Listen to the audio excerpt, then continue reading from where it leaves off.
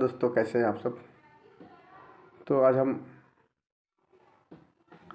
Congruent triangle के कुछ question को सॉल्व करेंगे एक्सरसाइज 7.2 में। तो हम जानते हैं क्वेश्चन नंबर 1 है, which consequence criteria do you use in the flowing.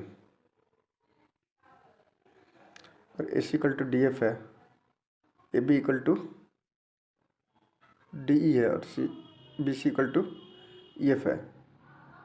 तो हम जानते हैं कि एस क्राइटेरिया से दोनों ट्रायंगल क्या हो जाएगा, एक दूसरे के सर्वांग हो जाएगा।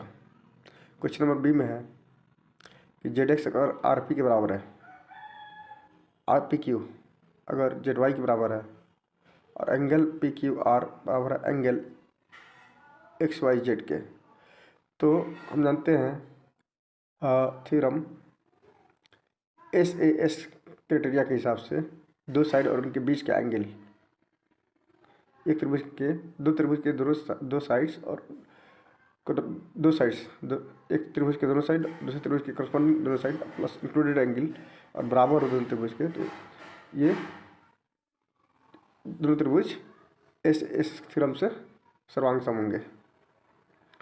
इस तरीके से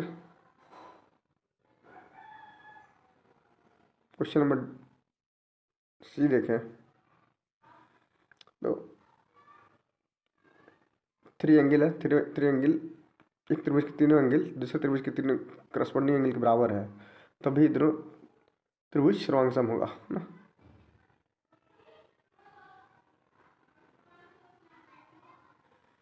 तो ए के कंसेप्ट से क्राइटेरिया से डी नंबर क्वेश्चन में और ए बी बराबर है डी बी के, ए बराबर है बी सी के, तो एंगल ए और एंगल सी बराबर हो जाएगा 90 डिग्री के। तो दोनों ट्रायंगल तब सर्वांग सम होंगे जब दोनों त्रिभुज का कर्ण और दोनों में कोई एक साइड एक दूसरे के बराबर हो, तो आरएचएस क्राइटेरिया से दोनों ट्रायंगल एक दूसरे के सर्वांग सम हो जाएंगे। इसी तरीके से दूसरे नंबर क्वेश्चन में देखिए कि दो ट्रायंगल आपस करना चाहते हैं कि ए आर टी सर्वांग सम है ट्रायंगल पी एन के ना।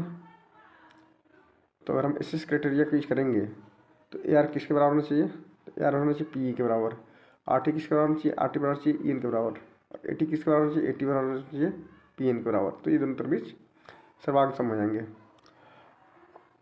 अगर एंगल टी बराबर है एंगल एन के ना।